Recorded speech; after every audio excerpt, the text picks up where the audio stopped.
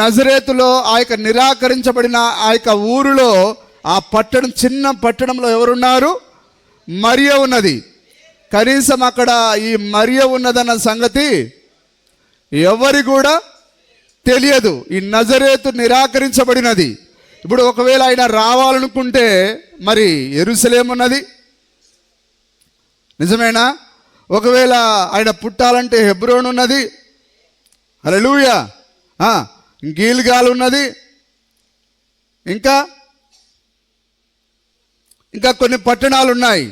కానీ ఇప్పుడు ఆయన ఈ పేరు ప్రఖ్యాతులుగాంచిన ఈ యెరూషలేములోని ఆ యొక్క బాలికల దగ్గరికి ఆయన దేవదూతను పంపలేదు. ఆయన ఆ యొక్క హెబ్రోన్లో ఉండే బాలికల దగ్గర పంపలేదు. ఆయన ఆ గిల్గాల్లో ఉండే వారి దగ్గరికి పంపలేదు. ఆయన కానీ ఈ యొక్క నిరాకరించబడిన పట్టణమైన ఆ నజరేతులో ఉండే ఒక దీనురాలి యొద్దకి పేరు కనీసం ఆమె ఆ ఊరి వారి కూడా తెలియదు.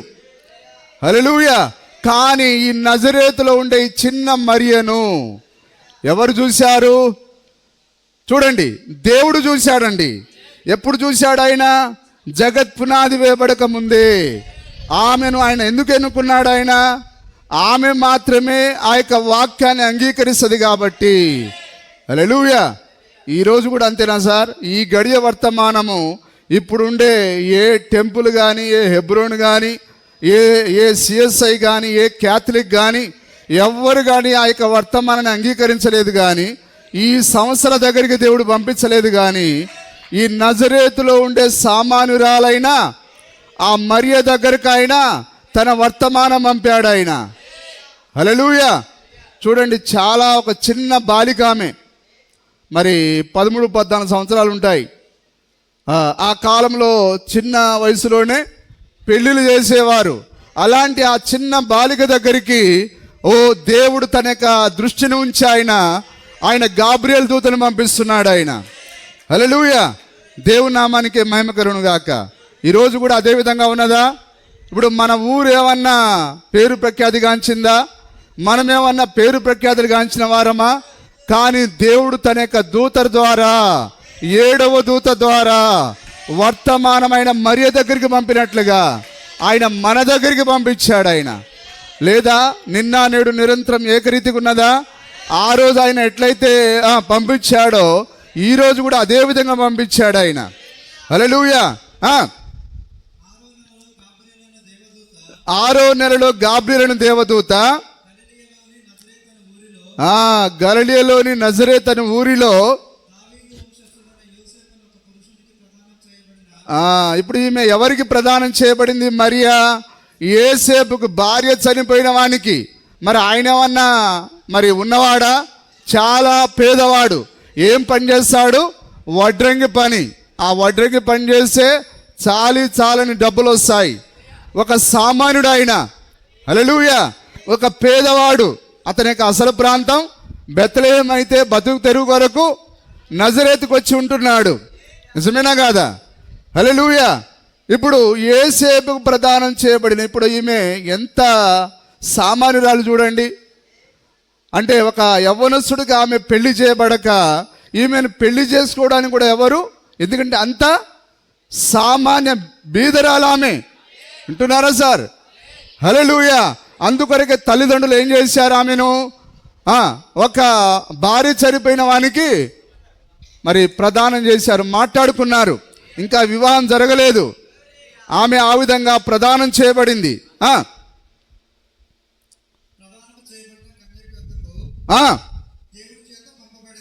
దేవుని చేత పంపబడెను. గాబ్రియల్ అనే ఆయన పంపబడెను. ఆ కన్యక పేరు మరియా. హల్లెలూయా. ఇప్పుడు బైబిల్లో రాయబడి ఉన్నది కాబట్టి మనకు మరియ అని పేరు తెలిసింది. కానీ ఆ కాలంలో బైబిల్లో ఎక్కడైనా మరియ కాలంలో ఏ బైబిల్ ఉంది? ధర్మశాస్త్రం ఉన్నది. ధర్మశాస్త్రంలో పరలోకం నుంచి గాబ్రియల్ అనే దూత మరియ దగ్గరికి వస్తుందని ఎక్కడైనా రాయబడి ఉన్నదా? చెప్పండి, ఎవరైనా చెప్తారా? హల్లెలూయా. అలాగనే బైబిల్ గ్రంథంలో ఎక్కడైనా హల్లెలూయా ఫలాని ఎల్లర నగర్లో ఉండే సాగర్ దగ్గరికి వర్తమానం వస్తుందని ఎక్కడైనా బైబిల్లో రాయబడి ఉన్నదా? ఆ రోజు రాయబడలేదు, ఈ రోజు రాయబడలేదు. కానీ ఆయన తన మహాకృప చేత ఆ వర్తమానం మన దగ్గరికి పంపాడు ఆయన. హల్లెలూయా. ఈరోజు కూడా అంతే, ప్రతి ఒక్కొక్కరిని ఆయన ఆ విధంగానే ఆయన బైబిల్ గ్రంథంలో పేరు రాయడం కాదు కానీ ఆయన తనలోనే రాసుకున్నాడు. ఆయనే గొప్ప జీవ గ్రంథమై ఉన్నాడు. ఆయనే గొప్ప గొర్రెపిల్ల జీవ గ్రంథమై ఉన్నాడు. ఆయన తన మనసులో ఉన్న వారి ఎదుగు తన వర్తమానాన్ని ఆయన పంపిస్తూ ఉన్నాడు. హల్లెలూయా. చదవండి. లోపలికి వచ్చి ఆమెను చూచి, ఎందుకు సూట్ కేసు నిండా డబ్బులతో దిగాడు ఆయన. అమ్మా ఏం బాధపడబాకు, ఇదిగో సూట్ కేసు నిండా ప్రభువే పరలోకం నుంచి దండిగా దుడ్లు పంపించాడు, ఇదిగో తీసుకెళ్ళి బీరువాలో పెట్టు. హల్లెలూయా. అది కాదు సార్, దుడ్లు వలన ఏ ఉపయోగం లేదు, కానీ వాక్యం ద్వారా మనకు జీవం ఉన్నది. ఇప్పుడు గాబ్రియేలు ఏం మోసుకొని వచ్చాడు? జీవాన్ని మోసుకొని వచ్చాడు. ఇదిగో నువ్వు జీవాధిపతిని గర్భం ధరించబోతున్నావు. హల్లెలూయా. అలాగనే మనం దేని గర్భం ధరించాలి? జీవాన్ని గర్భం ధరించాలి. ఇప్పుడు ఆ జీవాధిపతి మనలో గర్భం ధరిస్తే మనం ఎలా కనబడతాం? ఆ యొక్క జీవాధిపతి వలె మనం ఉంటాం. వధువు వరుడు ఒకటే. హల్లెలూయా. ఆయన తన పోలికనిచ్చేదానికి ఆయన పరలోకం నుంచి ఆయన వర్తమానం పంపాడు. మరి మరియ నిరాకరించలేదు, కానీ ఆమె అన్నది, ప్రభు దాసురాలను నీ మాట చొప్పున నాకు జరుగునుగా కన్నాడు ఆయన. జరుగునుగా కన్నది ఆమె. నిజమేనా? ఈరోజు మరి ఈమె మరియ లాంటిది ఉందా? ఇక్కడ ఒక గొప్ప వధువు ఉన్నదా? ఇప్పుడు ఈమె కూడా ఏం చెప్పాలి? హల్లెలూయా. ఆ 7వ దూత వర్తమాన ప్రకారంగా నా జీవితం ఉండునుగాక. హల్లెలూయా. చర్చికి పోయినప్పుడే ఉండునుగాక అని అట్లా చెప్పలేదు ఆమె. అప్పుడు బంధువుల మధ్యలో వెళ్ళినప్పుడు నా జీవితం మరొక విధంగా ఆ తొండవలే ఊసర వెళ్ళి వలె మారునుగాక అని చెప్పలేదు ఆమె. ఇదిగో నేను ప్రభు దాసురాలుడును, నీ మాట చొప్పున హల్లెలూయా జరుగునుగాక అన్నది ఆమె. ఈరోజు నీవు చిన్న మరియవైతే, నీవు ఒక దీనురాలివైతే ఆ దూత మాట ప్రకారంగా నా జీవితం ఉండాలని కోరుకుంటావు. నిజమేనా?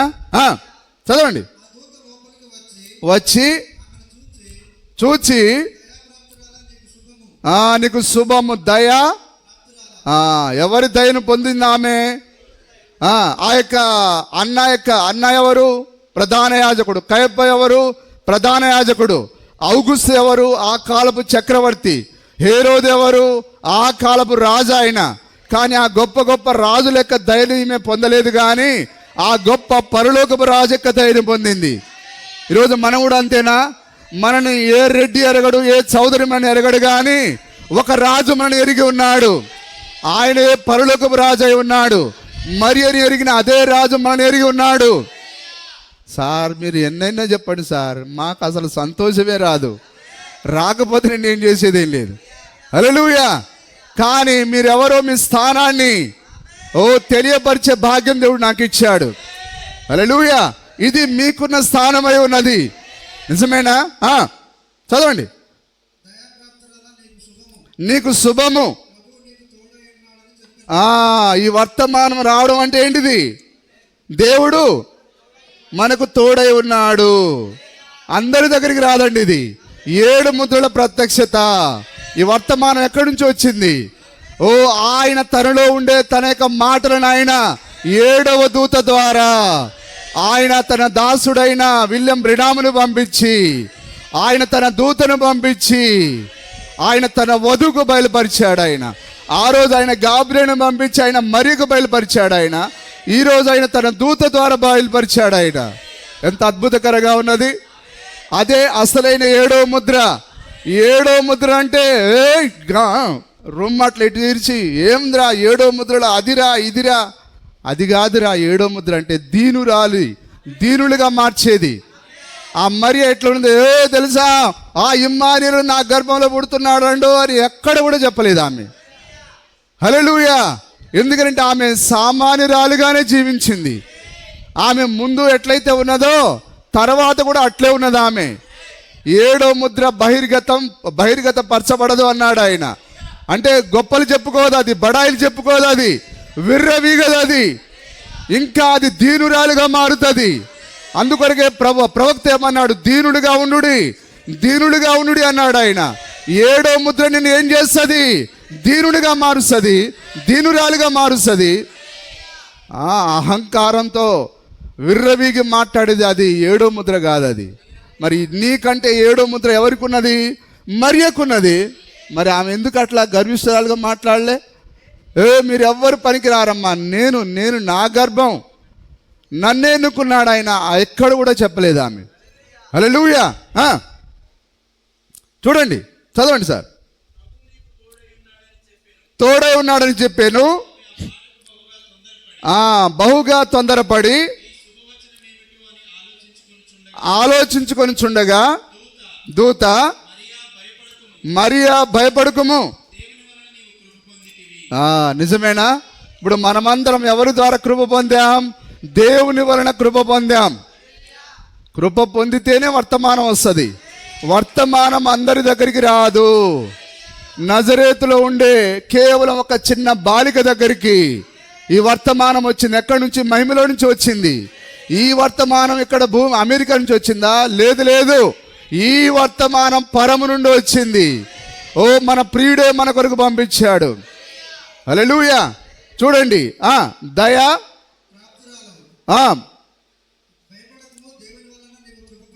కృప పొందితివి,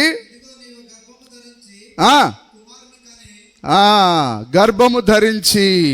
ఇప్పుడు మరియా ఏ విధంగా గర్భం ధరించబోతున్నది?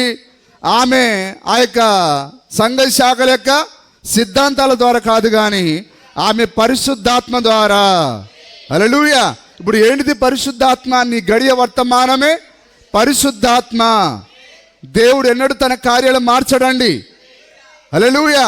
ఇదే నీ దినమునకు ఇవ్వబడిన వర్తమానమే పరిశుద్ధాత్మ. నేను నా తండ్రి ఏకమై ఉన్నాము. వాక్యము ఆత్మ ఒకటే. నీ దగ్గరికి వాక్యం రావడం అంటే ఆత్మ రావడమే. కాబట్టి ఈరోజు దేవుడు నువ్వు గర్భం ధరించేదానికి ఆయన రూపంలో నువ్వు మార్చబడేదానికి ఆయన వర్తమానం పంపించాడు. ఆయన ఎంతమంది నమ్ముతున్నారు?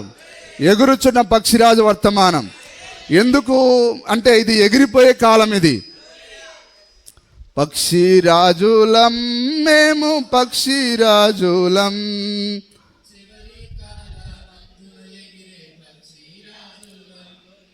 పక్షిరాజులం, మేము పక్షిరాజులం.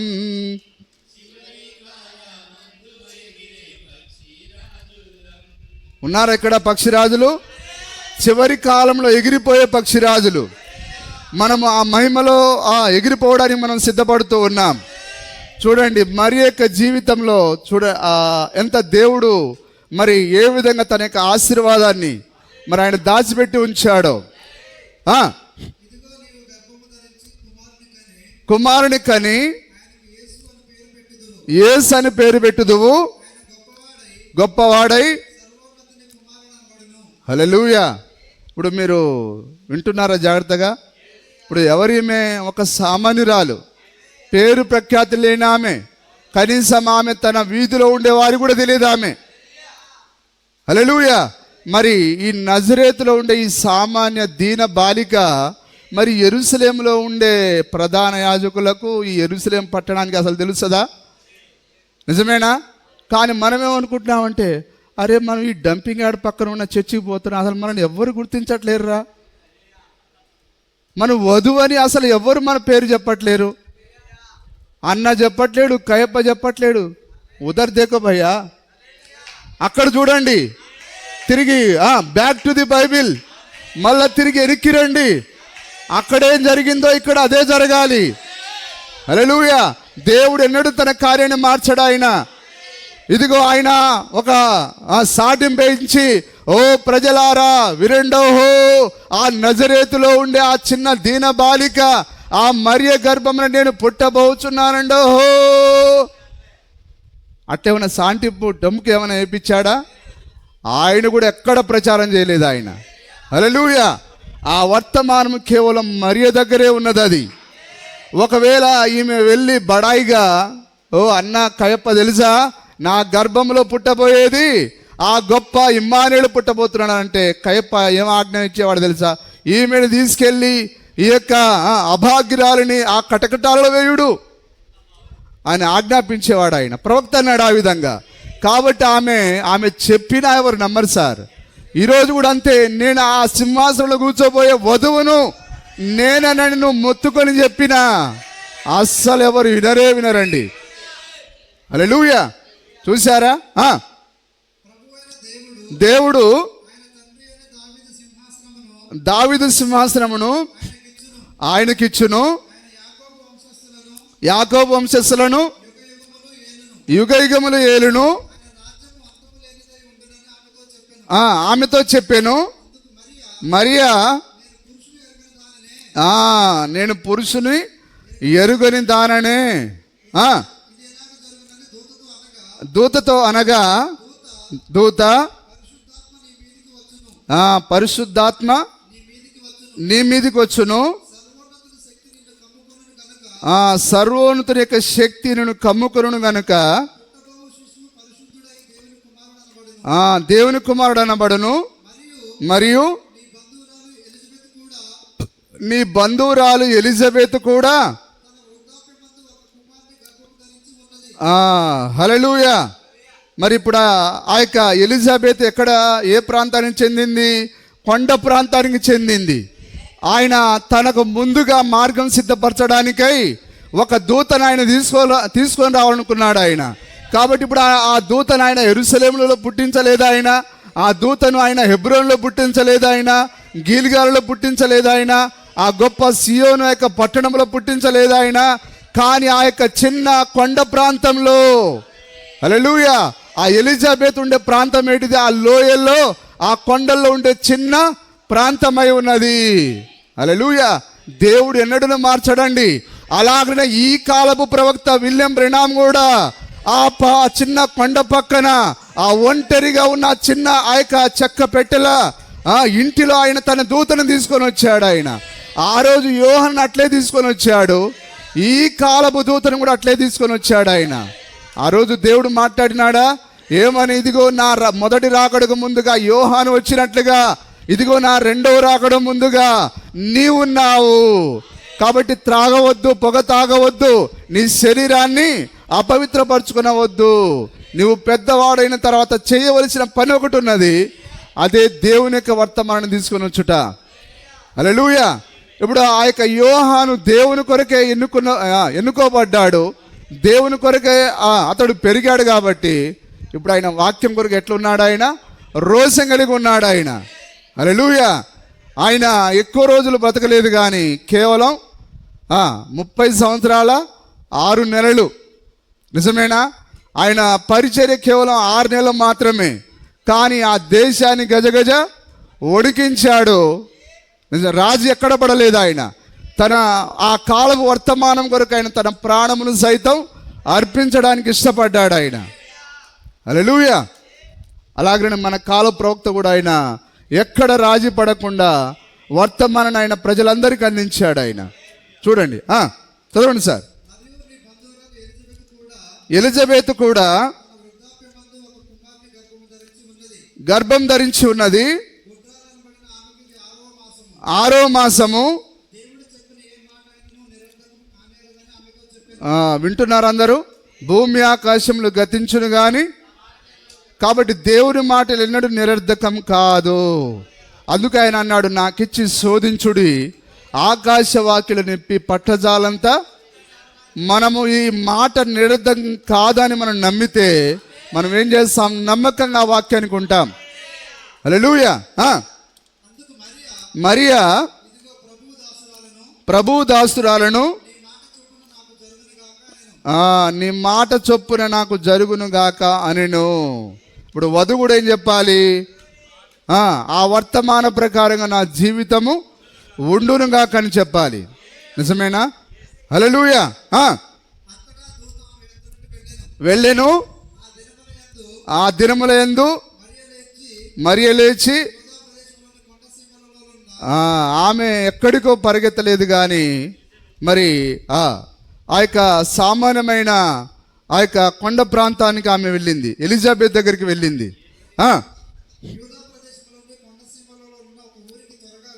వెళ్ళి ప్రవేశించి ఎలిజబెత్కు వందనం చేసేను. హల్లెలూయా. సరే, ఆ తర్వాత దాని గురించి మాట్లాడదాం. ఇప్పుడు మనం లూకాసు వార్తలోకి వెళ్దాం. లూకాసు వార్త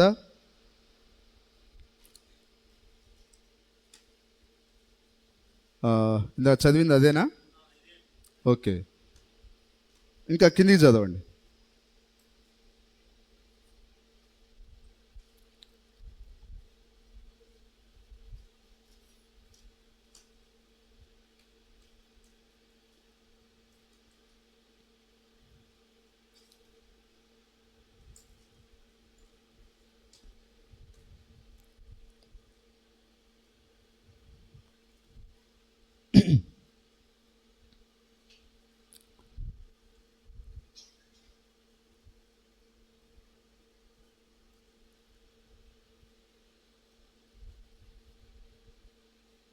చదవండి సార్, 51 వచ్చింది చదవండి.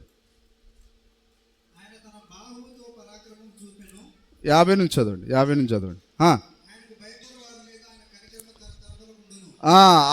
ఆయనకు భయపడు వారి మీద ఆయన కనికరము తరతరములుండును. ఆయన తన బాహుతో పరాక్రమం చూపెను. వారి హృదయముల ఆలోచన విషయమై గర్విష్ఠులను చెదరగొట్టెను. సింహాసనంలో నుండి బలవంతులను పడదోసి దీనులను ఎక్కించెను. ఆకలి గురిన వారిని మంచి పదార్థములతో సంతృప్తిపరిచి ధనవంతులను ఒట్టి చేతులతో పంపివేశెను. అబ్రహామునకును అతని సంతానమునకును యుగాంతం వరకు తన కనికరం చూపి జ్ఞాపకం చేసుకుందని మన పితరులతో సెలవిచ్చినట్టు ఆయన తన సేవకుడైన ఇజ్రాయేలునకు సహాయం చేసెను. అంతటా మరియ ఇంచుమించు 3 నెలలు ఆమెతో కూడా ఉండి పిమ్మట తన ఇంటికి తిరిగి వెళ్ళెను. ప్రసవ కాలం వచ్చినప్పుడు ఎలిజబెతు కుమారుణ్ణి కనెను. అప్పుడు ప్రభు ఆమె మీద మహా కనికరం ఉంచెనని ఆమె పొరుగువారును బంధువులను విని ఆమెతో కూడా సంతోషించిరి. 8వ దినమందు వారు ఆ శిశువునకు సున్నతి చేయవచ్చి తండ్రి పేరును బట్టి సరే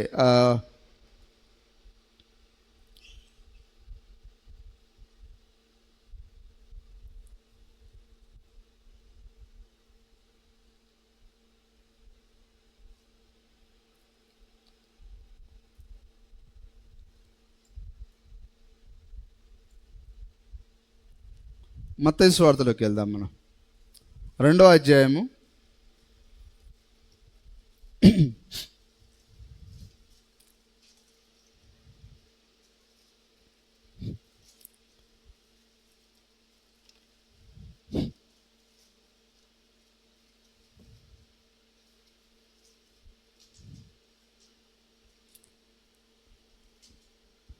మత్తయి సువార్త 1వ అధ్యాయం 18 నుంచి చదువుదాం. యేసుక్రీస్తు జనన విధానము ఎట్లనగా తల్లి అయిన మరియా చేయబడిన తర్వాత వారు ఏకం కాక మునుపు పరిశుద్ధాత్మ వలన గర్భవతిగా ఉండెను. హల్లెలూయా. నీతిమంతుడై ఉండి విడనాడ ఉద్దేశించాను. ఆలోచించుకొని చుండగా ప్రత్యక్షమై యోసేపు భయపడకుము, కలిగినది ఆమె ఒక కుమారుని కరును. ఆయనే రక్షించును. యేసు అనే పేరు పెట్టుదవనెను.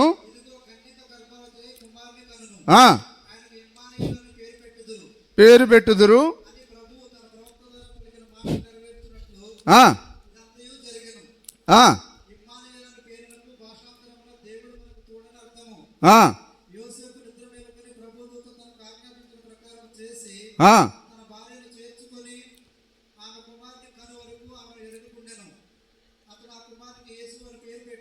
పేరు పెట్టెను. బెత్లెహేములో యేసు పుట్టిన పిమ్మట చూశారా? హల్లెలూయా. దేవుడు తన కార్యాన్ని ఇప్పుడు ఆయన ఏ మత కేంద్రానికి ఆయన బయలుపరచట్లేడు. ఆయన ఎక్కడో వేల కిలోమీటర్ల దూరంలో ఉండే ఆ యొక్క తూర్పు దేశపు జ్ఞానులకు ఆయన, హల్లెలూయా, చూడండి, ఆ తూర్పు దేశపు జ్ఞానులు. నిజమేనా? ఇప్పుడు వీరు దేని కొరకు ఎదురు చూస్తూ ఉన్నారు? ఆ గొప్ప నక్షత్రం యొక్క ప్రత్యక్షత కొరకు ఎదురు చూస్తూ ఉన్నారు. ఎవరు? ఈ తూర్పు దేశపు జ్ఞానులు. కానీ అసలు వాస్తవంగా మరి ఆ యొక్క మెస్సయ్య యొక్క రాకడ కొరకు ఎదురు చూసేది ఎవరంటే ఈ యెరూషలేములో ఉండే మరి ప్రజలందరూ, ఆ ఇజ్రాయెల్ దేశం అంతా ఆయన వస్తాడని ఎదురు చూస్తున్నారు. కానీ వాళ్ళు ఎట్లా, వారికి చెప్పబడిన సిద్ధాంతం ప్రకారంగా వస్తాడని అనుకున్నారు వాళ్ళు. మన మెస్సయ్య ఎట్లా వస్తాడంటే కన్యక గర్భంలో జన్మిస్తాడని చదివారు. కానీ వారు ఏమని బోధించబడ్డారు? ఆయన ఆకాశంలో ఒక పెద్ద గుర్రం పైన వస్తాడు, ఆయన తాడుతో దిగి వస్తాడు. ఆయన దిగి వచ్చినప్పుడు అన్న ఇటురా, కయప్ప ఇటురా అని ఇద్దరు భుజాలపైన చేతులేసి ఇదిగో నేను వచ్చి ఉన్నానని అంటాడని వారు ఆ విధంగా బోధించబడ్డారట వాళ్ళు. కానీ ఆయన ఆ విధంగా రావట్లేడు ఆయన. అందుకొరకే వీళ్ళు తప్పుడు విధంగా బోధించబడ్డారు. కాబట్టి ఆయన పుట్టినప్పుడు ఆయన యెరూషలేములో ఉండే ఎవ్వరి కూడా ఆయన తన వార్తను ఆయన పంపించలేదు. ఆయన తప్పుడు సిద్ధాంతంలో ఉండే ఎవరికైనా బయలుపరుచుకోవలసిన అవసరత ఆయనకు లేనే లేదు. కానీ వీళ్ళు ఎట్లయితే మరి వీళ్ళు ఏమని చూస్తున్నారు? కొన్ని వేల కిలోమీటర్ల దూరంలో ఉన్న ఈ జ్ఞానులు మరి ఆయన పుట్టాడని వారు ఆ నక్షత్రాన్ని బట్టి వారు తెలుసుకున్నారు. ఆయన ఒక కన్య గర్భంలో జన్మించాడని వారికి అర్థమైంది. కాబట్టి ఇప్పుడు వారు ఆ నక్షత్రం ద్వారా, హల్లెలూయా, మరి చూడండి, హల్లెలూయా. ఇప్పుడు వీళ్ళు కూడా ఎంతమంది? కేవలం ముగ్గురని అనుకుందాం మనం. ఎక్కడో దూరంలో ఉండే ఈ ముగ్గురు జ్ఞానులకు మాత్రం తెలిసింది. కానీ అసలు తెలియాల్సింది ఎవరికి? ఆయన తెలియపరచాల్సింది ఎవరికి? ఆ యెరూషలేములో ఉండే ఈ మత పెద్దలకు, బైబిల్ పండితులకు, ఈ గొప్ప పట్టణానికి బయలుపరచాలి ఆయన. కానీ బయలుపరచకుండా కొన్ని వేల కిలోమీటర్ల దూరంలో ఉన్న ఈ సామాన్యులకైనా, ఈ జ్ఞానులకైనా తన యొక్క వార్తను, ఆయన పుట్టాడనే వార్తను బయలుపరిచాడు ఆయన. ఈరోజు కూడా అంతే ఉందా? ఈ పట్టణంలో ఉండే చాలామంది ఇక్కడికి రావాలి, కానీ దేవుడు వారికి బయలుపరచకుండా ఎక్కడో మారుమూల ఉండే నిన్ను ఆయన తన నక్షత్రం ద్వారా నిన్ను పిలిచాడు. ఆయన తన వాక్యం ద్వారా నిన్ను పిలిచాడు ఆయన. హల్లెలూయా. ఇదిగో వచ్చి యూదుల రాజుగా పుట్టిన వాడెక్కడ ఉన్నాడు? చదవండి. చూచి ఇప్పుడు ఈ జ్ఞానులు కూడా ఏమనుకున్నారంటే దేవుడు మరి ఆ యెరూషలేం వారికి తెలియపరచకుండా ఉంటాడా? ఇది అసలే పెద్ద చర్చి, ఇక్కడ అందరూ మేధావులు, పండితులు, బైబిల్ని అనర్గళంగా, హల్లెలూయా, మరి దుష్టుల ఆలోచన చొప్పున నడవక, పాపుల మార్గమును నిలవక, యెహోవా ధర్మశాస్త్రమందు దీవారాత్రములు ధ్యానించువాడు, ఆనందించువాడు ధన్యుడు, అతడు తన కాలమందు ఫలమిచ్చు వృక్షములే ఉండును అని వారు అనర్గళంగా ఏ కీర్తనైనా ఉపజెప్పగలరు. వాళ్ళు చూడకుండా వాళ్ళు మోకాళ్ళ పైన ఉండి బైబిల్ని ధ్యానం చేసేవారు. ఇప్పుడు ఈ జ్ఞానులు అదే అనుకున్నారు, ఈ మత కేంద్రమైన యెరూషలేముకు తెలుస్తుందేమో అనుకున్నారు. అలాగనే 7వ దూతను దేవుడు పంపించాడన్న సంగతి మనం ఏమనుకుంటున్నాం? హల్లెలూయా. ఆ పెద్ద పాస్టర్కి తెలియాలా, ఈ పెద్ద పాస్టర్కి తెలియాలా, ఆయనకు తెలియాలా, ఈయనకు ఎవరికైనా బయలుపరచడు ఆయన. హల్లెలూయా. ఆయన కేవలం సామాన్యులకే బయలుపరుస్తాడు ఆయన. ఆ రోజు ఎట్లయితే బయలుపరిచాడో ఈ రోజు అంతే బయలుపరుస్తాడు ఆయన. నాతో ఏకీభవిస్తారా? కాబట్టి సోదరులారా, ఆ యొక్క దున్నపోతుల దగ్గర పాలు పిండడానికి ప్రయత్నం చేయకండి. వారికి దేవుడు అస్సలు బయలుపరచడు ఆయన. హల్లెలూయా. వీళ్ళు అనుకున్నారు ఆ యెరూషలేం పట్టణానికి పోయి అడుగుదాం మనం అసలు ఏం జరుగుతుందని. యూదులకు రాజుగా పుట్టినవాడు ఎక్కడా? హల్లెలూయా. ఈ కాలానికి రావాల్సిన 7వ దూత వర్తమానం ఎక్కడ అంటే మాకు అవన్నీ తెలియదు. డిసెంబర్ 25 క్రిస్మస్ చేయాలి, తర్వాత వేసవి కాలం వచ్చిందా, ఈస్టరు, గుడ్ ఫ్రైడే, ఇవి మాత్రమే మా చర్చిలో ఉంటాయి. కానీ 7వ దూత, 7 ముద్రలు, 7 మర్మాలు, 7 గంపలు, 7 రొట్టెలు మా దగ్గర అసలు ఉండవు అవి. హల్లెలూయా. ఎక్కడున్నాడు? ఆయన నక్షత్రమును చూచి, చూడండి సార్, ఒకవేళ ఆయన పుట్టాడన్న సంగతి నక్షత్రం చూపించాలంటే ఎవరికి చూపించాలి? ఆయన ఒకవేళ మన ఆలోచన ప్రకారం ఈ యెరూషలేములో ఉండే ప్రజలందరికీ ఆయన మెరిపించాలని మనం అనుకుంటాం. కానీ దేవుడు వీళ్ళందరినీ దాటుకొని తన నక్షత్రాన్ని ఎక్కడికి పంపించాడు? ఆయన తూర్పు దేశపు జ్ఞానుల దగ్గరికి పంపించాడు ఆయన. మరి అలాగనే సహోదరి, నువ్వు ఎక్కడో మారుమూలలో ఉంటే నీ బంధువులు సైతం నిన్ను గౌరవించారు.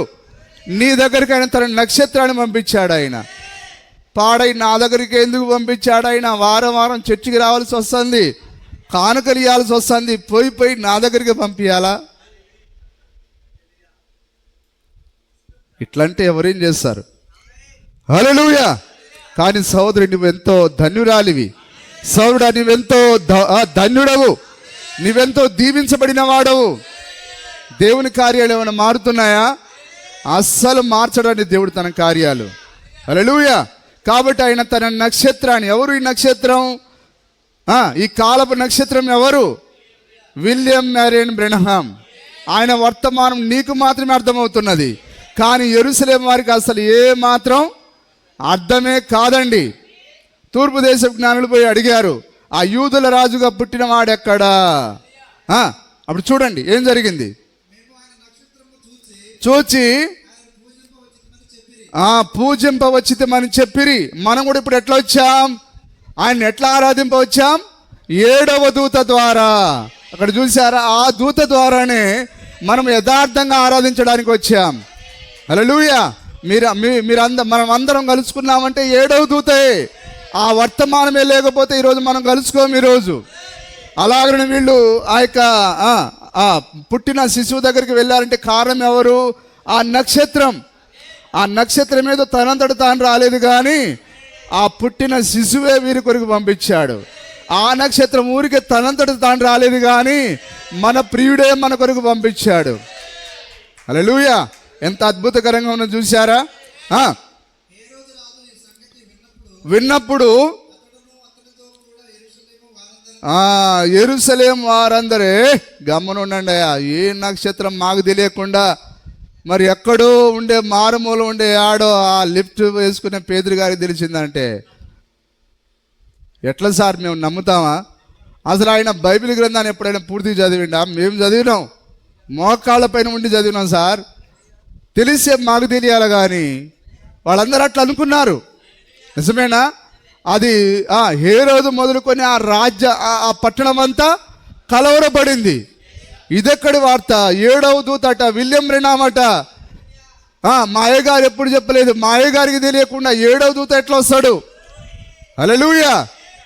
నిజమేనా? మీ పాస్టర్ ఎవరు? ఆయన సంగతి చూస్తాం, ఆయన లేపేస్తాం, ఆయన పొడి చేస్తాం, వేసేస్తాం. ఇవే తప్ప వాక్యంలో ఏముందో తెలుసుకుందామని హేరోదు కూడా అంతేనా కాదా? ఎక్కడ ఆయన కనుక్కొని లేపేసి అన్నాడు, లేపడానికి ప్రయత్నం చేశాడు. అదే హేరోదులు ఇప్పుడు ఈ వర్తమానాన్ని ఎట్లా ఖతం చేయాలని చూస్తున్నారు, కానీ వాడి వల్ల కాదు. ఇది ఆయనే తన వధువును మహిమలోకి తీసుకుంటాడు ఆయన. హల్లెలూయా. తన కుమారుని ఆయన ఆ సింహాసనం పైకి తీసుకున్నట్టుగా ఈ వధువును కూడా ఆయన ఒకరోజు ఆ యొక్క సింహాసనం పైకి తీసుకుంటాడు. నిజమేనా? విన్నప్పుడు కలవరపడిరి. కాబట్టి ఇప్పుడు వీళ్ళు పోయి ఏమన్నారు? రాజుగా పుట్టినవాడెక్కడా? ఇప్పుడు ఈ హేరోదు ఏమనుకున్నాడంటే నేనే గొప్ప రాజుని, ఇప్పుడు నాకు పోటీగా వచ్చాడు ఆయన. హల్లెలూయా. ఆయన ఈ భూమి పైన ఉండే ఏ రాజులకు పోటీగా రాలేదు. ఆయన రాజ్యం ఈ లోక సంబంధమైనది కాదు. ఈ లోక రాజ్యాలని అంతమైన తర్వాత ఆయన తన రాజ్యాన్ని స్థాపిస్తాడు. ఆయన ఈ లోకపు మనుషులను పాలించే దేవుడు గాడు. ఈ లోక మనుషులు పాలించే రాజు గాడు. పరిశుద్ధులను పాలించే రాజు. ఆయన పరిశుద్ధుడు కనుక ఆయన ప్రజలు కూడా పరిశుద్ధులై ఉండాలి.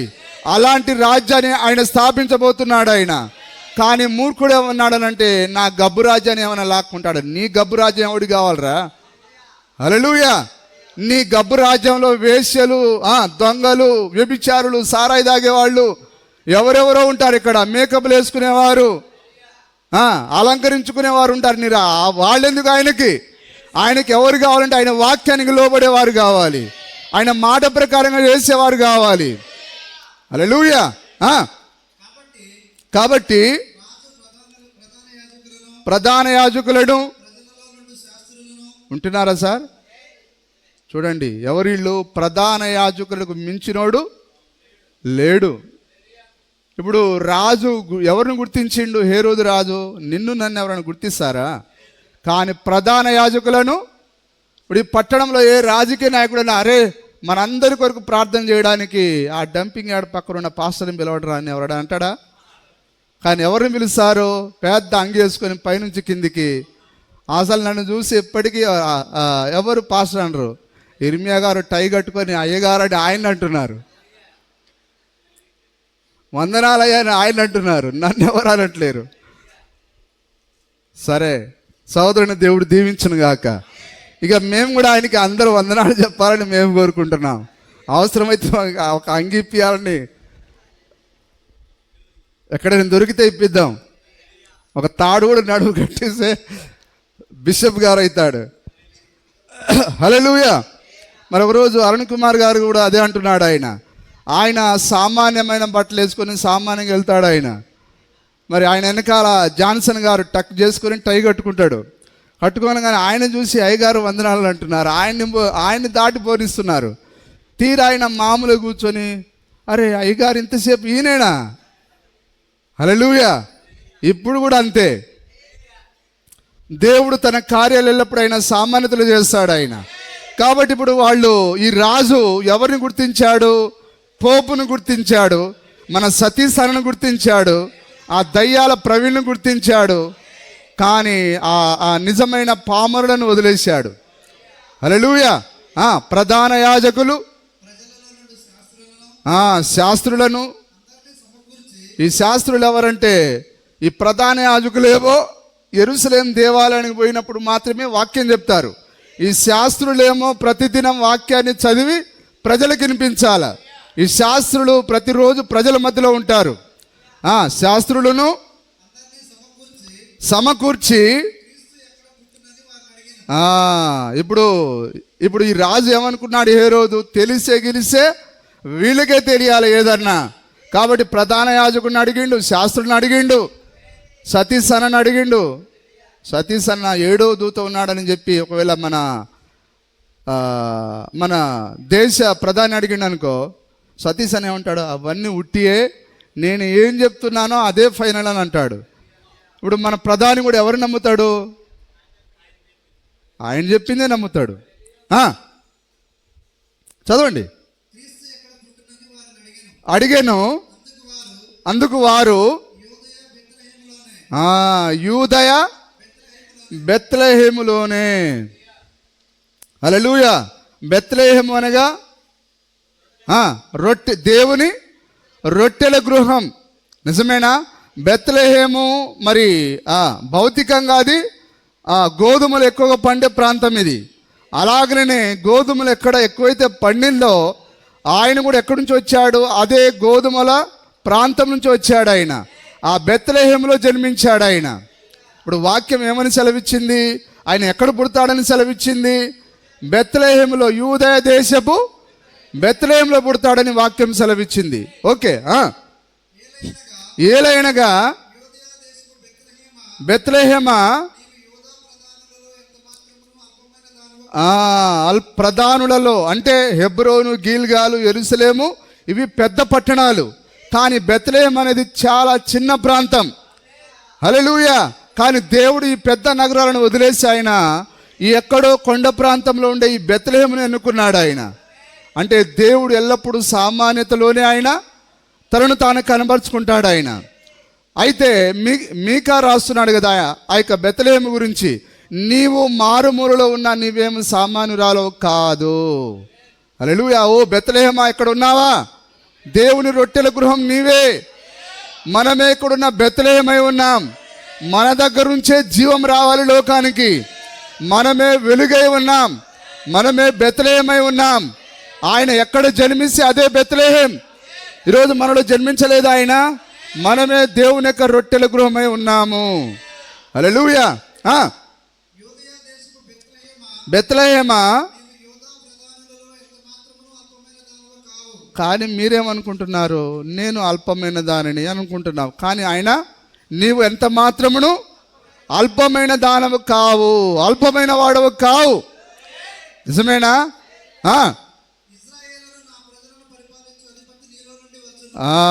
నీలో నుండి వచ్చును. ఒకరోజు మనల్ని ఈ ప్రపంచాన్ని ఏలబోయే ఆ వరుడు ఎక్కడున్నాడు? ఇప్పుడు మన మధ్యలోనే ఉన్నాడు, మనతోనే ఉన్నాడు ఆయన. మన దగ్గర నుంచి ఆయన ఆకాశానికి పోయి హల్లెలూయా మనల్ని అక్కడికి పిలవబోతున్నాడు ఆయన. నిజమేనా? రాయబడి ఉన్నదనిది హేరోదు పిలిపించి తెలుసుకొని, చూడండి, ఇప్పుడు వీళ్ళు ప్రధాన యాజకులు, శాస్త్రులు బైబిల్ చదివారు. ఇప్పుడు ఆయన ఎక్కడ పుడతాడని చదివారు? బెత్లెహేంలో పుడతాడని చదివారు. ఇప్పుడు ఈ ప్రధాన యాజకులు, ఈ యెరూషలేం పట్టణము, ఈ శాస్త్రులు, ఇప్పుడు వీళ్ళందరూ ఎక్కడికి పోవాలి? బెత్లెహేం దగ్గరికి పోవాలి. మరి పోయారా? వీళ్ళు వచ్చి ఈ పట్టణానికి చెప్పి లేపినా కానీ లేండ్రా ఆ బెత్లెహేంలో ఆ యొక్క యూదుల రాజు పుట్టి ఉన్నాడని చెప్పిన వాక్యాన్ని చదివారు, మూసేశారు. ఈరోజు కూడా అంతేనా? పాపక్షమాపణ నిమిత్తం ప్రతివాడు యేసుక్రీస్తు నామములో బాప్తిసం పొందాలంటే చదువుతున్నారు. ఇదిగో ఆయన యెహోవా మహాదినం రాకముందు ప్రవక్తకు ఏలియాను పంపిస్తాడని వాక్యాన్ని చదువుతున్నారు. బైబిల్ గ్రంథాన్ని మూసేస్తున్నారు. ఆ రోజు ఎట్లా మూసేశారు? ఈ రోజు కూడా అంతే మూసేస్తున్నారు. పరిస్థితి ఏమీ మారలేదండి. హల్లెలూయా. దేవుడు తన కార్యాలు ఎన్నడను మార్చడు ఆయన. చదవండి. తెలుసుకొనగానే వచ్చి చెప్పి బెత్లెహేమునకు పంపెను. హల్లెలూయా. పోచుండగా నక్షత్రము హల్లెలూయా. ఇప్పుడు నక్షత్రం ఈ జ్ఞానులను ఏం చేసింది? ఇప్పుడు వాళ్ళు సంఘశాఖకు వెళ్ళారా? ఈ ముగ్గురు జ్ఞానులు ఎక్కడికి వెళ్ళారు? యెరూషలేంకి వెళ్ళారా లేదా? కానీ ఆ సంఘశాఖలో నక్షత్రం ఉన్నదా? లేదు. కానీ సంఘశాఖను విడిచి ఎప్పుడైతే వారు బయటకు వచ్చారో అప్పుడు వారికి 7వ దూత వర్తమానం వచ్చింది. ఇప్పుడు ఆ వర్తమానం పోయి ఎక్కడ నిలబడింది చెప్పండి? హల్లెలూయా. ఆ బెత్లెహేములో ఆ ఇంటి పైన ఆ నక్షత్రం నిలబడి ఉన్నది. నిజమేనా? ఈరోజు మనని నక్షత్రం ఎక్కడికి నడిపించింది? నిజమైన వాక్యం మీదకు నడిపించింది, నిజమైన ఇంటి దగ్గరికి మనం నడిపించింది, నిజమైన వర్తమానపు ఇల్లు దగ్గరికి మనం నడిపించింది. హల్లెలూయా. నిజమైన ఈ పట్టణంలో ఎవరైనా సరే రక్షింపబడాలంటే ఇప్పుడు ఇంటిలోనికి రావాలి. ఈ ఇంటిలో ఎవరున్నారు? ఆ యొక్క వరుడు ఉన్నాడు, ఇక్కడ వాక్యం ఉన్నది. ఇక్కడ ఆ తూర్పు దేశపు జ్ఞానులు ఏ ఇంటి పైన అయితే స్టార్ ఉన్నదో అన్ని ఏడబడితే ఆడ క్యార్ సౌండ్ వస్తుంటే ఆడున్నాడా ఈయనోడున్నా ఎక్కడ పడితే అక్కడికి పోలేదు వాళ్ళు. మరియ ఒక్కతే కాదు ఆ రోజు ప్రసవించింది. నిజమేనా? చాలామంది స్త్రీలు ప్రసవించారు, ఏ ఇంటికి పడితే ఆ ఇంటికి పోలేదు వాళ్ళు. కానీ ఇంటి పైన ఎక్కడైతే స్టార్ ఉన్నదో, ఇప్పుడు ఇంటి పైన స్టార్ ఉన్నదా? ఏ స్టార్ అది? అక్కడ చూడండి, 7వ దూత అనే నక్షత్రం. ఆ నక్షత్రం ఎక్కడైతే ఉన్నదో అక్కడే బాలుడు ఉన్నాడు. అక్కడికే నువ్వు పోయి ఆరాధన చేయాలి. ఏదన్నా చర్చే సార్, మా ఇంటి పక్కన చర్చే, మా ఊర్లో చర్చ అంటే కాదు, నువ్వు జ్ఞానివి కాదు, నువ్వు మోసపరచబడిన వాడివి. హల్లెలూయా. చదవండి. వచ్చి ముందుగా నడిచాను, చూచి ఇంటిలోనికి వచ్చి తల్లి అయిన మరియను చూచి దేవుడు ఆనవాళ్ళు చూపిస్తున్నాడు. పేతురు గారు కనిపించిందా మరియమ్మ? యేసేపు గారు ఏం చేస్తున్నాడు? వద్దు ఇక్కడే.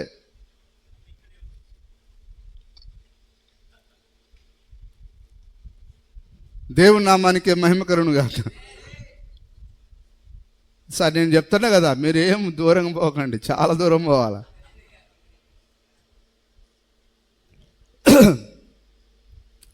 ఓకే, ఆ, వచ్చి ఇప్పుడు దేవుడు ఆనవాళ్ళు చూపిస్తున్నాడు అక్కడ. వారు ఎవరిని పడితే వాళ్ళ ఇంటికి పోలేదు, కానీ ఎవరికి వాగ్దానం చేయబడింది? మరియ గర్భంలో పుట్టేవాడే అసలైన ఇమ్మానుయేలు. కాబట్టి యేసేపుకు ప్రదానం చేయబడిన మరియా, హల్లెలూయా, మరియను చూచి, ఎవరికి? మరియ కాదు, సాగిలపడింది. మరియను చూశారు, యేసేపును చూశారు, కానీ సాగిలపడింది ఎవరికి? శిశువుకు సాగిలపడ్డారు. ఎందుకంటే ఆయనే గొప్ప ఇమ్మానుయేలై ఉన్నాడు, ఆయనే గొప్ప యెహోవా దేవుడై ఉన్నాడు. యెహోవా దేవుడు పశువుల పాకలో జన్మించాను, యెహోవా దేవుడు ఆ ఇంటిలోనికి వెళ్ళాను. నిజమేనా? పూజించి బోళమును చూడండి, అంత దూరం పోవడమే కాదు కానీ వారు కానుకలు కూడా తీసుకొని పోయారు. కాబట్టి కానుకలు ఇవ్వడం అనేది మన యొక్క విశ్వాసంలో అది ప్రధానంగా ఇవ్వబడిన ఆజ్ఞ ఉన్నది. మరి క్రైస్తవ విశ్వాసంలో ఇవ్వడం అనేది అది ఆజ్ఞ ఉన్నది, ఒక అలవాటై ఉన్నది. దేవుని నామానికి స్తుతి కలుగును గాక. సరే, ఆ తర్వాత మనము లూకాసు వార్తలోకి వెళ్దాం.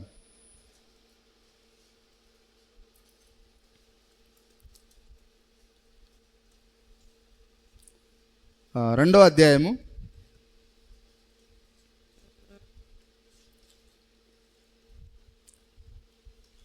1వ వచనం. 2వ అధ్యాయం 1వ వచనం. ఆ దినములలో సర్వలోకమునకు ప్రజా సంఖ్య రాయవలెనని కైసరు ఔగుస్తు వలన ఆజ్ఞాయను. ఇప్పుడు మరియ ఎక్కడున్నది? నజరేతులో ఉన్నది. అంటే యేసుక్రీస్తు పుట్టక ముందు ఇది. ఇప్పుడు యేసేపు ఎక్కడ ఉంటున్నాడు? నజరేతులో ఉంటున్నాడు. నిజమేనా? ఇప్పుడు ఈ సమయంలో ఈమె ఆ యొక్క మరియ 9 నెలల గర్భవతిగా ఉన్నది ఇప్పుడు.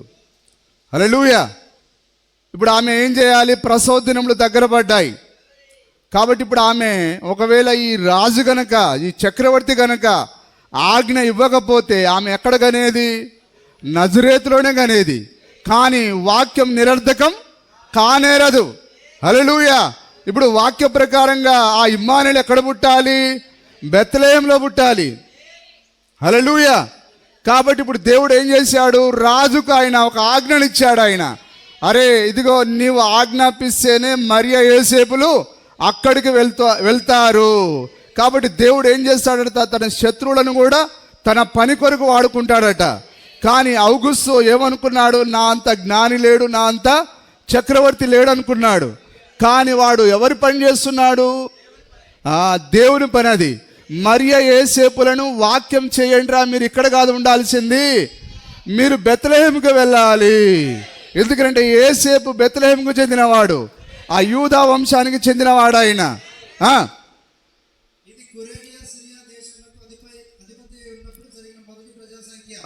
మొట్టమొదటి ప్రజా సంఖ్య చరిత్రలో అదే ప్రజా సంఖ్య.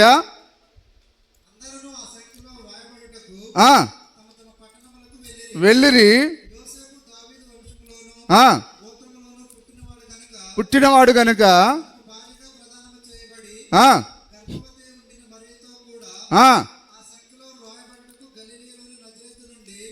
చాలా మంది తిట్టుకున్నారట. ఎవరిని?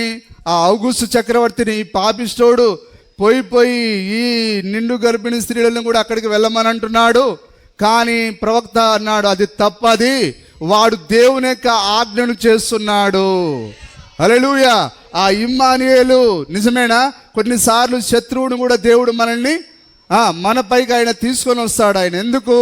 మనం దేవుని చిత్తాన్ని చేయనప్పుడు ఆ శత్రువు వచ్చి కూడా మనకు దేవుని చిత్తాన్ని చేయమని మనల్ని ఒత్తిడి చేస్తాడు. ఇక్కడ ఔగుస్తు అదే చేస్తున్నాడు. ఒకవేళ ఆ ఆజ్ఞ కనుక రాకపోతే మరియా ఆమె ఆ నజరేతులోడి ప్రసవించేది. వాక్యం ఫెయిల్ అయిపోయి, దేవుడు తన వాక్యాన్ని ఎన్నడనైనా ఫెయిల్ కానియడు. ఆయన తన వాక్యాన్ని నెరవేర్పు జరిగిస్తాడు ఆయన. హల్లెలూయా. బెత్లెహేం అనబడిన వెళ్ళెను. ఉన్నప్పుడు నిండెను గనుక కని పొత్తిగుడ్డలతో చుట్టి సత్రంలో వారికి స్థలము లేనందున ఇప్పుడు జనాభా లెక్కల కొరకు ఆ బెత్లెహేము మొత్తం కిటకిలాడుతున్నది. ఇప్పుడు వారు వందనాలు ఇమ్మానుయేలును కనబోయే మరియ తల్లి గారని ఎవరైనా వందనాలు చెప్పారా? ఎవరైనా ఆమె ఈ రాత్రి మరి ఆమె ఒక ఇమ్మానుయేలును దేవుణ్ణి కనబోతున్నదని ఎవరైనా గుర్తించారా? ఎవ్వరు కూడా ఆమెను గుర్తించలేదండి. పరుండబెట్టాను. చూడండి, అక్కడ ఇప్పుడు ఆ బెత్లెహేములో ఉండే చాలా మంది ప్రజలకు ఆయన బయలుపరచలేదు. ఆయన ఇప్పుడు దేవుడు ఎవరినైతే బయలుపరుస్తాడో వాళ్ళకే బయలుపరుస్తాడు ఆయన. ఇప్పుడు ఈ బెత్లెహేము నుంచి ఒక కొండ ప్రాంతం ఉన్నది. ఏ ప్రాంతం అది? ఇప్పుడు మనమైతే గొర్రె కాపరుని మనం లెక్కేస్తామా? కానీ ఈ బెత్లెహేములో ఉండే ప్రజలకు ఎవ్వరికి ఆయన బయలుపరచకుండా ఈ కొండ ప్రాంతంలో పామరులు, గొర్రె వాసన వచ్చేవారు, గబ్బు వాసన వచ్చేవారు ఇక్కడ గొర్రెలు కాసుకుంటూ ఉన్నారు. ఇప్పుడు దేవుడు కబురు ఎక్కడికి పంపించాడు? ఆయన ఈ కొండ ప్రాంతానికి పంపించాడు. ఆయన చూసారా దేవుని యొక్క కార్యాలు ఏ విధంగా సామాన్యంగా ఉంటాయో? అలాగనే మరి వర్తమానము మారుమూలల్లోకి, కొండ ప్రాంతంలోకి, లోయల్లోనికి వెళ్తుందని ప్రవక్త అన్నాడా? అందుకొరకే ఇది మన కొండ ప్రాంతానికి వచ్చి ఉన్నది, మన మారుమూలకి వర్తమానం వచ్చి ఉన్నది. ఆ రోజు ఎట్లయితే కొండ ప్రాంతానికి వర్తమానం వెళ్ళిందో ఈ రోజు కూడా అదే విధంగా ఉన్నది. సోదరి సోదరుడా, పొలంలో ఉండి కాచుకొని చుండగా చలి కాస్తున్నారా? మందను కాస్తున్నారా? మందను కాచుకొని చుండగా. హల్లెలూయా. అంటే యేసు ప్రభు పుట్టినప్పుడు, మన ప్రభు పుట్టినప్పుడు గొర్రెల కాపరులు పొలంలో ఉండి తమ మందను కాస్తున్నారు. చలికాలం అది కానే కాదు, అది అక్షరాల వేసవి కాలం. నిజమేనా? నిలిచెను, మిక్కిలి భయపడిరి. ఇప్పుడు దేవదూతలు ఒకవేళ దర్శించాల్సి వస్తే ఎక్కడికి వస్తారు వాళ్ళు? చెప్పండి. ఇక్కడికి వస్తారా? లేకపోతే పట్టణంలో చాలా చర్చిలు ఉన్నాయి, ఎక్కడికైనా వెళ్తారా? చెప్పండి. ఎక్కడైతే వాక్యాన్ని కాసేవారు ఉంటారో అక్కడే దేవదూతలు ఉంటాయి. అందుకొరకే మనము మర్యాదగా ఉండాలి. ఎక్కడ ఇది దేవదూతలు దర్శించే ప్రదేశం ఇది. హల్లెలూయా. దేవుని నామానికి మహిమ కలుగును గాక. అయితే భయపడకుడి, ఇదిగో ప్రజలందరికీ కలగబో మహా సువర్తమానము తెలియజేయుచున్నాను. మరి ఆ దేవదూతలు ఆ బెత్లెహేము పట్టణంలో ఉండే వారికి చెప్పొచ్చు కదా. కాబట్టి ఆయన తరుణు తాను ఎవరికి బయలుపరచని ఉద్దేశించుకుంటాడో వారికే కానీ ఆయన ఎవరికి బయలుపరచుకోడు. ఆయన హల్లెలూయా. ప్రయాసపడే వారు నా పొందగోరున కాదు కానీ కరుణించు నావరునగును అన్నాడు ఆయన. పుట్టి ఉన్నాడు, ఈయన ప్రభు అయిన క్రీస్తు. దానికిదే మీకు ఆనవాలు. ఒక శిశువు ఆ యొక్క పక్షిరాజు ఆ రెక్కలు గల వర్తమానంలో చుట్టబడి. నిజమేనా? ఇదే మనకు ఆనవాలా? ఇక ఇందులోనే ఆయన ఉన్నాడు, ఇంకా ఎక్కడా లేడు ఆయన. ఇదే మీకు ఆనవాలు. హల్లెలూయా. చుట్టబడి చెప్పాను. ఉండి దేవునికి మహిమయు ఆయనకిష్టులైన మనుషులకు భూమి మీద సమాధానం కలుగునుగాక. ఆయనకిష్టులైన వారికి, హల్లెలూయా, ఆయనను ప్రేమించే వారికి కాదు, ఆయన ప్రేమించే వారికి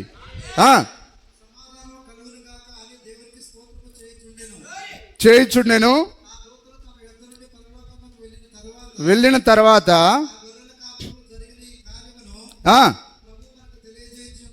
తెలియజేసి ఉన్నాడు. చూతుము రండని చెప్పుకొని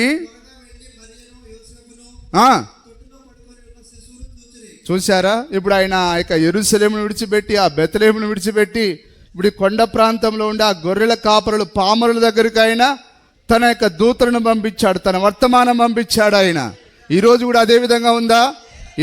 మారలేదండి పరిస్థితి. చూచి ప్రచురం చేసిరి, విన్నవారందరూ మిక్కిలి ఆశ్చర్యపడిరి. అయితే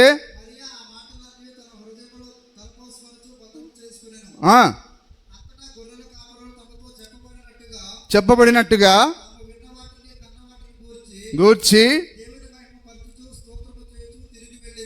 వారు ఏం చూశారో అక్కడ ఏమేమైతే వాళ్ళు కనుగొన్నారో వాటన్నిటిని వాళ్ళు ప్రచారం చేశారట. అక్కడ మనం కూడా అదే చేయాలి. మనం ఇక్కడ ఏదైతే వింటున్నామో దేవుని వాక్యాన్ని ఏదైతే మనము కనులారా కనుగొంటున్నామో దాన్ని మనం ఇతరులకు చెప్పాలి ఖచ్చితంగా. వచ్చినప్పుడు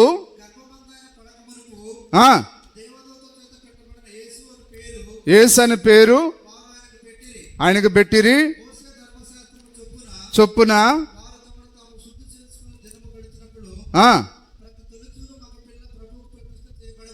ప్రతిష్ఠ చేయబడవలెను రాయబడినట్టు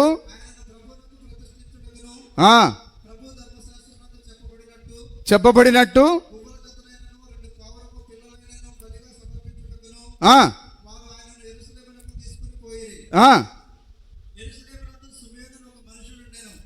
యెరూషలేమునందు ఇప్పుడు ఆయన్ని ఆ యొక్క మరియా ప్రభువుకు ప్రతిష్ఠ చేయడానికి ఆ యొక్క యెరూషలేం దేవాలయం తీసుకొని వచ్చింది. ఇప్పుడు ఆయన చూడ్డానికి ఎవరైనా ఎగబడ్డారా? ఎందుకంటే చాలా ప్రాముఖ్యమైన వ్యక్తి ఆయన. వారి యొక్క యెరూషలేం పట్టణం మొత్తం ఎదురు చూస్తున్నా వారి గొప్ప ఇమ్మానుయేలు దేవుడు ఆయన. కానీ దేవుడు ఆ పట్టణంలో ఉండే ఎవ్వరికి బయలుపరచలేదు. కానీ ఒక ముసలివాడు ఊగుతా ఉన్నాడు. ఆయన ఆ దేవాలయం వెనకాల ఎక్కడో ఒక గదిలో ఉండి ఆయన ప్రార్థన చేస్తుండేవాడు. ఆయన హల్లెలూయా. ఆయన రాకడ కొరకు ఆయన ఒక్కడే ఎదురు చూస్తూ ఉన్నాడు. ఎవరైతే ఆశ కలిగి ఉంటారో హృదయం లోపల దేవుడు వారికి మాత్రమే ఆయన తన్ను తాను బయలుపరుచుకుంటాడు. ఇదిగో సుమేరు కుమారుడా, నువ్వు ఎప్పటి నుంచో నిన్ను తగ్గించుకొని ప్రార్థన చేస్తూ కనిపెడుతూ ఉన్నావు. ఇదిగో నేను ఇక్కడే ఉన్నాను. ఆయన పరిశుద్ధాత్మను ఆయన నడిపించిన ప్రకారం ఆయన రాగానే ఆ మరియ చేతిలో ఉన్న బిడ్డను తీసుకొని ఆయన ఎంతో సంతోషపడుతున్నాడు. చూడండి, ఆ ఊగిపోయే ముసలివానికి ఆయన తన వర్తమానం ఇచ్చాడు. ఆయన ఈరోజు కూడా అంతేనా? హల్లెలూయా. ఉండేను ఉండి ఆదరణ కొరకు కనిపెట్టువాడు.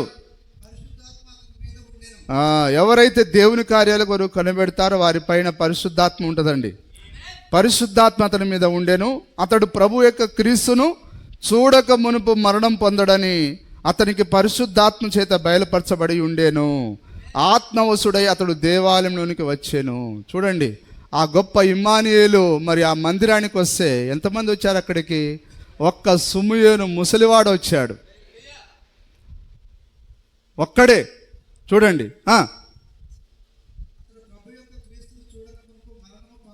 కిందికి చదవండి. ఇదా చదివాం.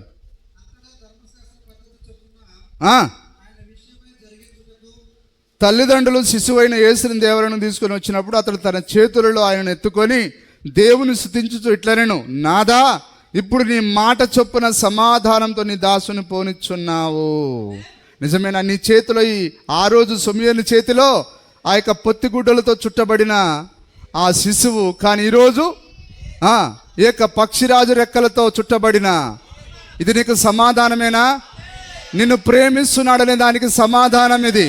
నీ చేతిలో ఇదిగో ఈ వర్తమానం పెట్టాడు ఆయన. ఏం చదువుతాం సార్? పిచ్చి కుక్కలాగా తిరుగుతుందిగా ఆ కుక్క. ఆ వీధి ఈ వీధి,